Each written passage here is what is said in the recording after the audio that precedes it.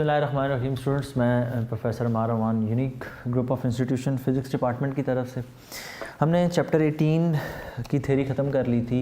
Next हमेशा की तरह एक्सरसाइज के शॉर्ट क्वेश्चन हैं। स्मार्ट सिलेबस के अकॉर्डिंग शॉर्ट क्वेश्चन नंबर 5 और आई थिंक 11 ये दोनों शामिल नहीं हैं, लेकिन फिर भी मैं आपको करवा रहा हूँ क्योंकि हमने सारी चीज़ें पढ़ रखी हैं। सिर्फ वो हिस्सा जो टॉपिक्स में नहीं था और शॉर्ट क्वेश्चन भी नहीं है वो मैं आपको नहीं करवाऊँगा। ऑब्वियसली हम वही करने की कोशिश करेंगे जितना हमें रिक्वायर्ड है, लेकिन जहाँ कहीं पर ज़रूरत होगी, क्योंकि उससे रेलेवेंट शॉर्ट क्वेश्चन तो दिया जा सकता है ना, टॉपिक के रेलेवेंट। एक्सरसाइज का चाहे ना भी हो, कंसिडरेबल हो, लेकिन उस टॉपिक के अकॉर्डिंग दिया जा सकता है। सो वो हम ज़रूर डिस्कस करेंगे। सो पहला शॉर्ट क्वेश्चन है, how does the motion of an electron in an type substances differ from the motion of the holes in P type substance.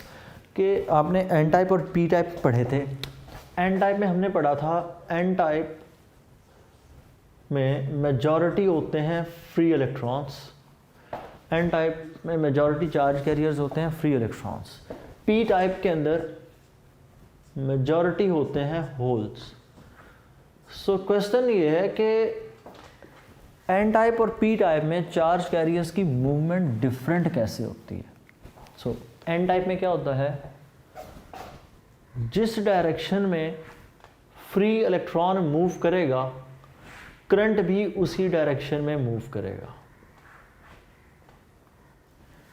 ठीक। लेकिन पी टाइप के अंदर ऐसा नहीं होता।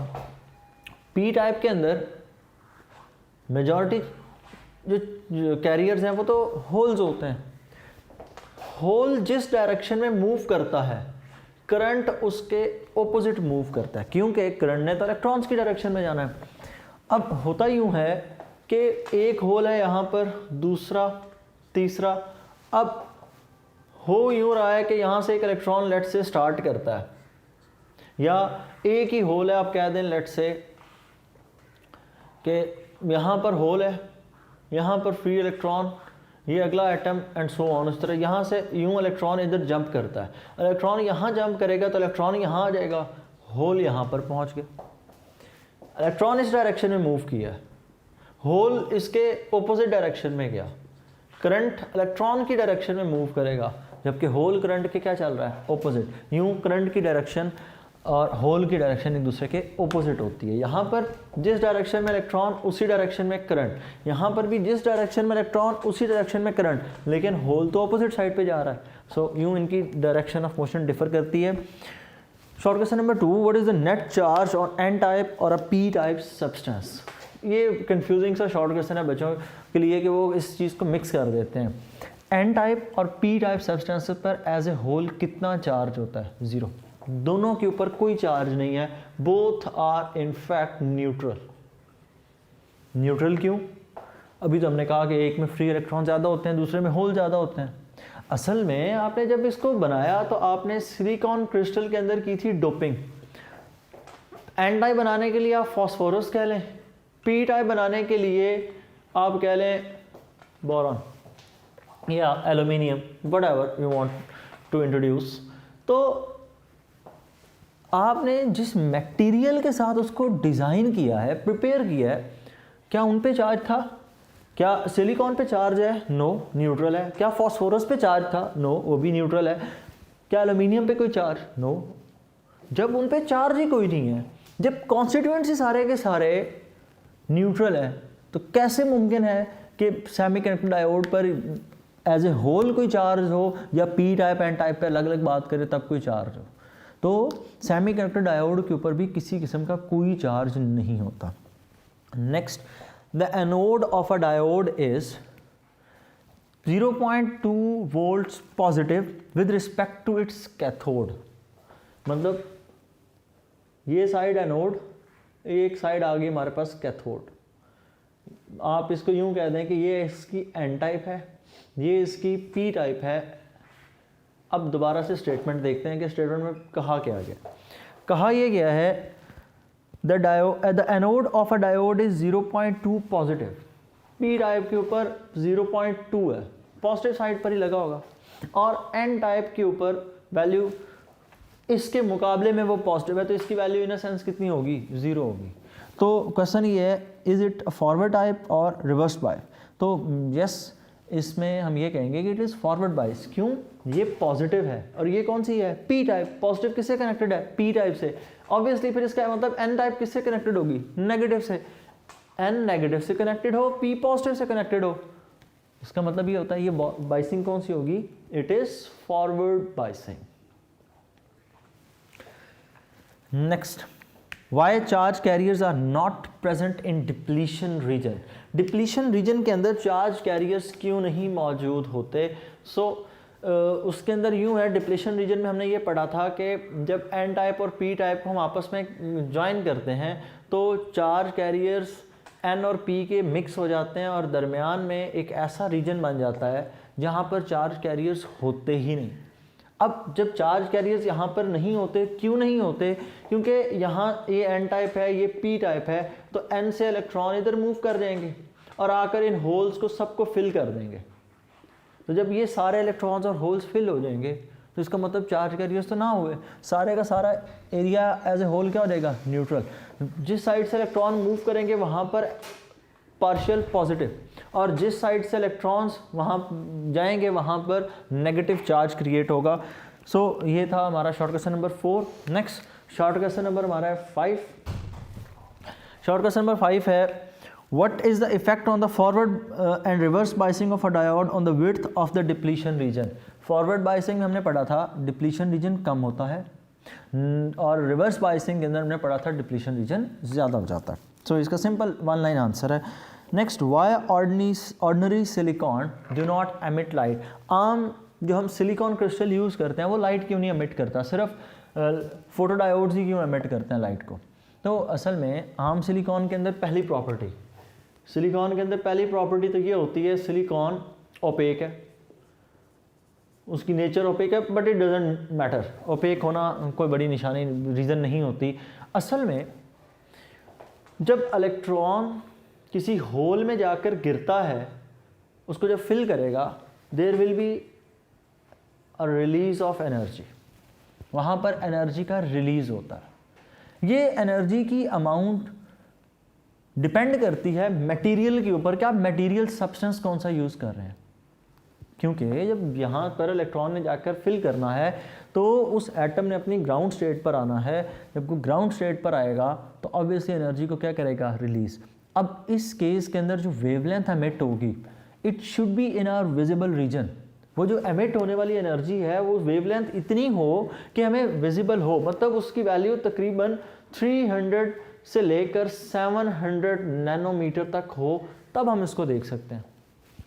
जब चूंकि वो हमारी विजिबल रीजन में नहीं है, हम उसको देख नहीं सकते, और यहाँ पर जो वेवलेंथ एमिट होती है वो हमारे विजिबल रीजन की जो बैंड विड्थ है उससे ज़्यादा है। तो जब वो उससे ज़्यादा होगी तो हमें वो नज़र नहीं आती। Why photodiode is operated in reverse bias state? Photodiode को रिवर्स बायस स्टेट में क्यों यूज़ करते हैं? तो इसी से लिंक करता है उसका आंसर भी। Short question number 7। तो यहाँ पर फोटोडायोड इसलिए हम रिवर्स बायस में यूज़ करते हैं कि फोटोडायोड के अंदर इलेक्ट्रॉन और होल्स आपस में मिलके डिप्लीशन रीजन बना चुके हैं। फोटोडायोड पे जब लाइट इंसिडेंट होती है तो वो इन बॉन्ड्स को ब्रेक करती है। जब वो इन बॉन्ड्स को ब्रेक करेगी तब यहाँ पर हमें जो ऑपोजिट साइड पे करंट फ्लो करता है वो डिटेक्ट होता है। तो वो जो ऑपोजिट साइड पर करंट डिटेक्ट होता है उससे हमें पता लग जाता है। अगर हम उसको फॉरवर्ड बाइस में लगा दें तो फॉरवर्ड बाइसिंग के अंदर तो ज़रूरत ही नहीं पड़ेगी हमें लाइट की, क्योंकि फॉरवर्ड बाइसिंग खुद ब खुद चार्जेस को मूव करवाना शुरू कर देगी। वो डिप्लीशन रीजन तो हमने अभी पढ़ा शॉर्ट क्वेश्चन नंबर 5 में कि डिप्लीशन रीजन तो फॉरवर्ड बाइसिंग में कम हो जाता है। तो रिवर्स बाइसिंग में इस तरह लगाते हैं कि आप रिवर्स बाइसिंग के अंदर डिप्लीशन रीजन ज़्यादा होता है। जब लाइट इंसिडेंट होगी तो लाइट उस डिप्लीशन रीजन को कम कर देती है, इसलिए हम रिवर्स बाइसिंग के अंदर फोटोडायोड को यूज़ करते हैं।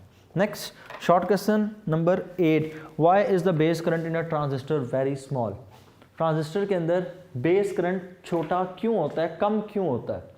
तो इसकी रीज़न ये है कि अगर आप ट्रांजिस्टर की कंस्ट्रक्शन देखें तो उसकी कंस्ट्रक्शन में हमने ये कहा था कि सबसे जो छोटा साइज़ होता है वो बेस का होता है, एक साइड पर एमिटर और दूसरी साइड पर कलेक्टर का साइज़ सबसे ज़्यादा, और बेस का साइज़ कम। अब बेस का साइज़ कम है तो चार्ज कैरियर्स भी क्या होंगे, कम, और वैसे ही उसके अंदर जो डोपिंग होती है वो कम होती है एज़ कम्पेयर टू एमिटर।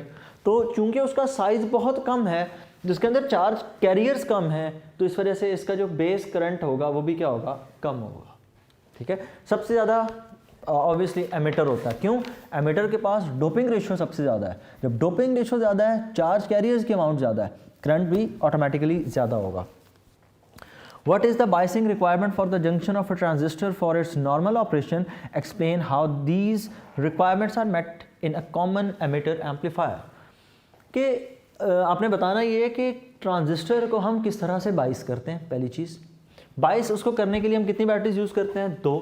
एक हम बैटरी यूज़ करते हैं प्लस VCC और दूसरी हम कौन सी यूज़ करते हैं, VBB। 2 बैटरीज यूज़ होती हैं और हमने इस पे जो कंडीशन रखी थी वो ये थी कि VCC should be greater than VBB। एक बेस बाइस वोल्टेज होता है और एक कलेक्टर वोल्टेज हम यूज़ करते हैं, तो दोनों में से कलेक्टर वाली वैल्यू हम क्या रखते हैं, ज़्यादा। इनमें से एक को हम रखते हैं फॉरवर्ड बाइस, दूसरे को हम रखते हैं रिवर्स बाइस। ठीक है, जो कलेक्टर बेस जंक्शन होता है, कलेक्टर बेस, ये होता है रिवर्स बाइस्ड। जो एमिटर बेस्ड होता है it is always forward biased. तो ये कंडीशन है that number 1 VCC should be greater than VBB, और जो VCC कलेक्टर बेस का जंक्शन है it should be reverse biased, और जो एमिटर बेस जंक्शन है that should be forward biased. What is the principle of virtual ground? Apply it to find the gain of an inverting amplifier. Virtual ground का concept क्या है और apply to find the gain of inverting amplifier. Inverting amplifier के अंदर हमने जब solve किया था तो उसकी हमने आउटपुट, उसकी गेन को हमने लिखा था, gain of an inverting amplifier is equal to -R2/R1। वहाँ पर मैंने आपको एक प्रूफ भी समझाया था, बिल्कुल ये वही प्रूफ है यहाँ पर कि gain is equal to output over input, gain is equal to output over input किसकी इक्वल है, V minus V positive. Gain किसकी इक्वल होती है, it is equal to 10⁵ is equal to V0 ओवर V minus V positive.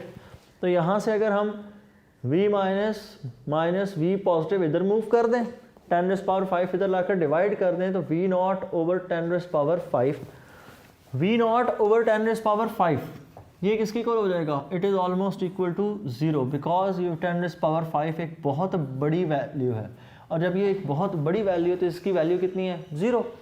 V positive को इधर move करवा दें, V negative is equal to V positive.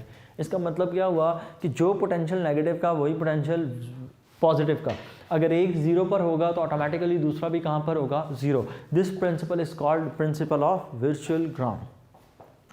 Next short question number 11, वो हमने चूंकि गेट्स नहीं किए तो हम उसको डिस्कस नहीं कर रहे। नेक्स्ट हमारा एक MCQ टाइप क्वेश्चन नंबर 12 है 18.12। अ diode characteristic curve is plot between. Diode की करेक्टरिस्टिक कर्व हमेशा ऑब्वियसली करंट और वोल्टेज के दरमियान में अप्लाई होगी, तो हम इसके लिए C ऑप्शन है जी, voltage and the current.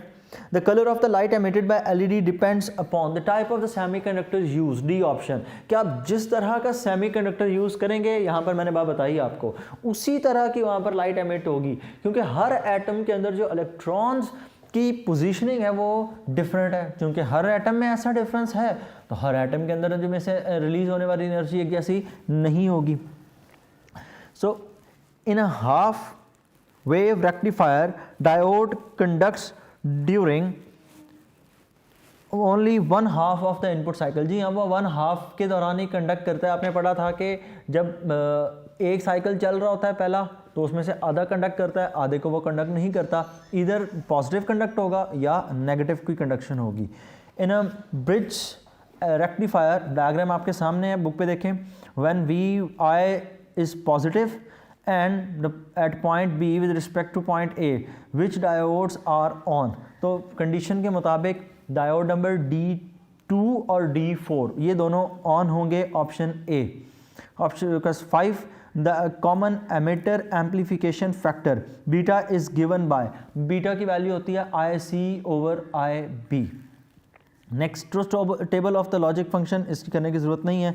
So next सारे के सारे गेट्स पर हैं, तो वो हमारे सिलेबस का हिस्सा नहीं है।